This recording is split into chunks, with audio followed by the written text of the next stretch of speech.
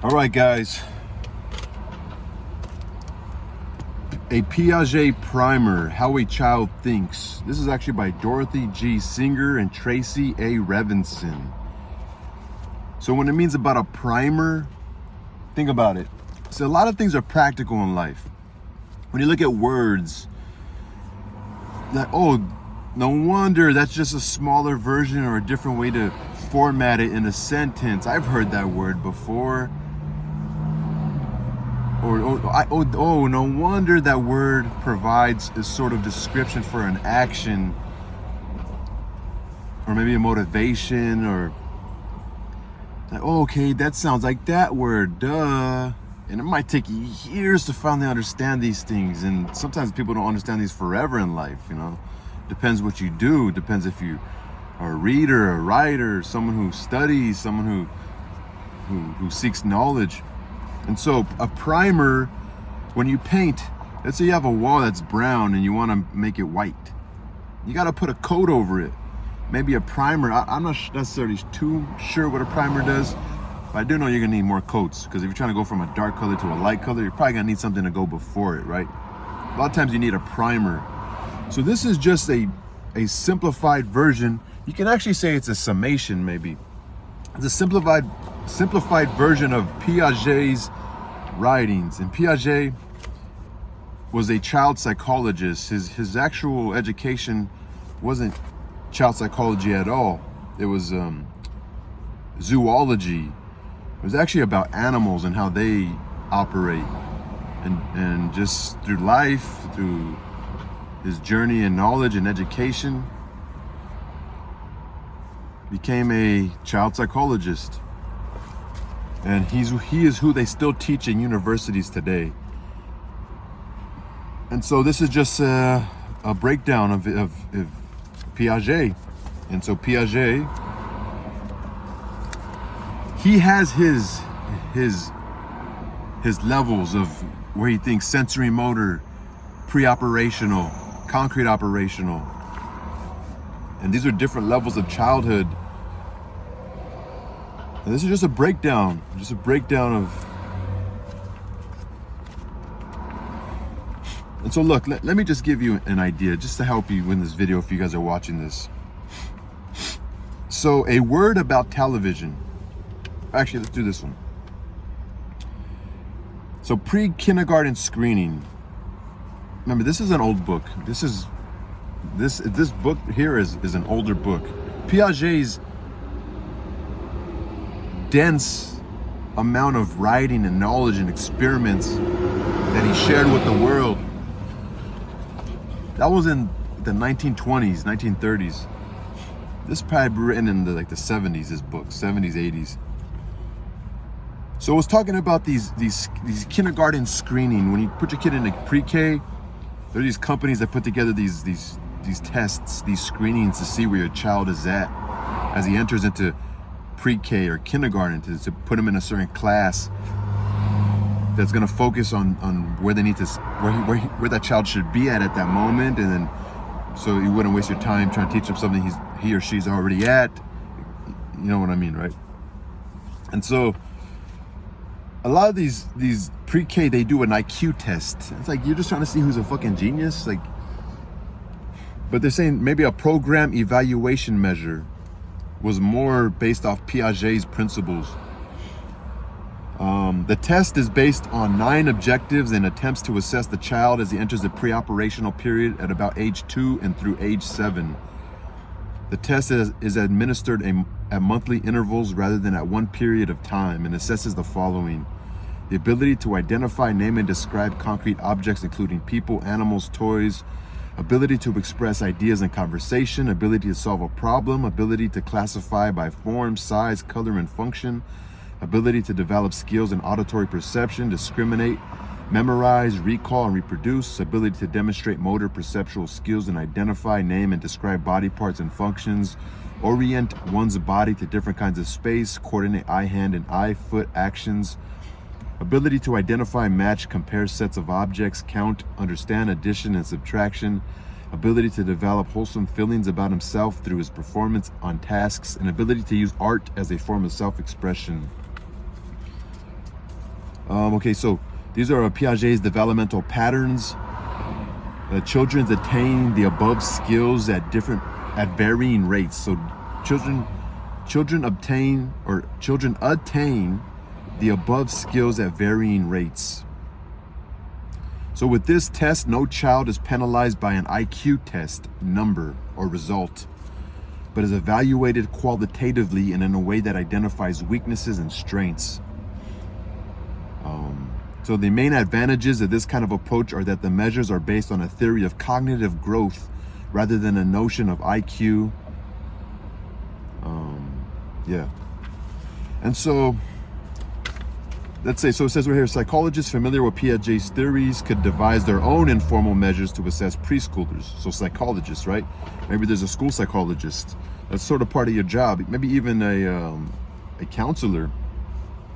And design a program that fits the unique abilities of each child.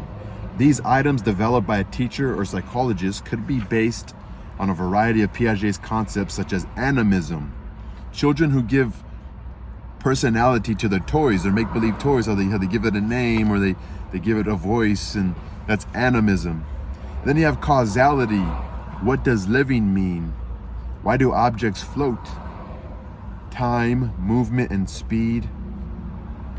Classification, numbers, space, conservation tasks such as number, liquid, volume, area.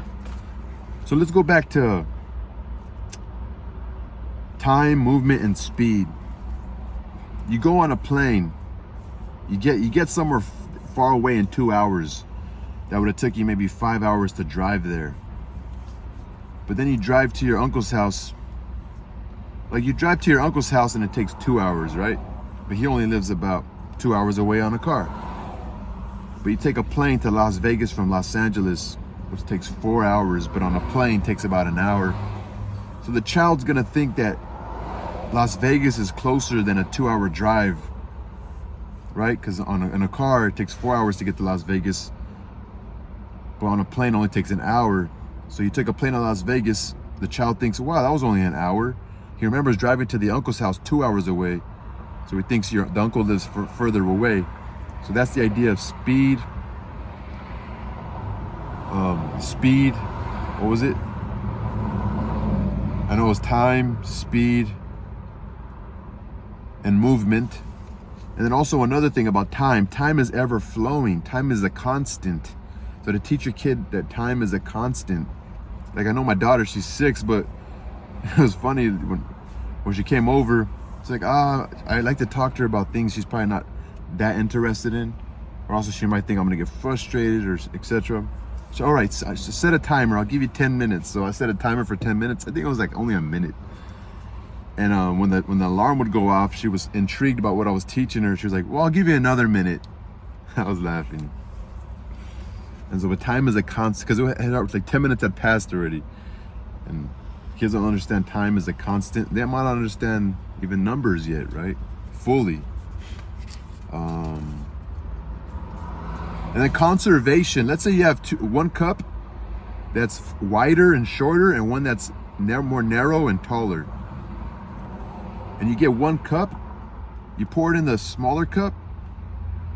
So there's 2 cups, different shapes, but they hold the same amount of water. Then you have 2 cups over here filled up with the same amount of water, and you pour one in the shorter, wider cup, one in the taller, more narrower cup. But these 2 cups that you used to fill up the other cups had the same amount. And so, but the child doesn't really understand that there's the same amount in each cup here, and you pour it into this cup. You are giving it a little more detail, but they don't really understand that they even though these cups look different, they're holding the same amount of water, right? So that has to do with conservation. That's that theory of conservation. Language, which is the ability to adapt information, question, criticize, comment, etc. And then there is also an idea when you watch TV with your child, right? There is a way that maybe could benefit your child. It's also called active participation as a parent, right? You could do the alphabet game. Have your child identify characters or objects on his favorite television show that begin with a particular letter. The size game, you can find objects within this television show, objects that are big or small, more or less. These are concepts of like classification. And also concepts of size, big, more or less, you know. Then you got things that go together, that's classification. Tell your child to point out things that are blue, things that are red, things that are also red and round, or red, round, and small. Things like that's classification. Even weather, causality. Maybe watch the news together. Talk about the weather, keep a chart to see if the weatherman is correct. Make a paper sun, paper clouds, draw raindrops, snowballs. Pin the correct drawing on your chart each day. Like, so making little symbols for a calendar. Like, oh, it's gonna rain tomorrow, so you put like a raining clouds. It's gonna be sunny tomorrow, so the drawing of a sun you put on that day. Here, causality can be made into a game, leading to an understanding of scientific facts. Also, music, concepts of slow and fast. When music plays, have your child move to the beat. Let them know which is fast or slow. Clap hands in rhythm to help them understand the beat. Riddles, picture book. Anyway, some other real important things is like screen what your child watches. Give them a amount of time. You know, limit their time. Watch with your child for a few minutes. You know. Discuss commercials with your child. There may be exaggerations. Delineate between reality and fantasy.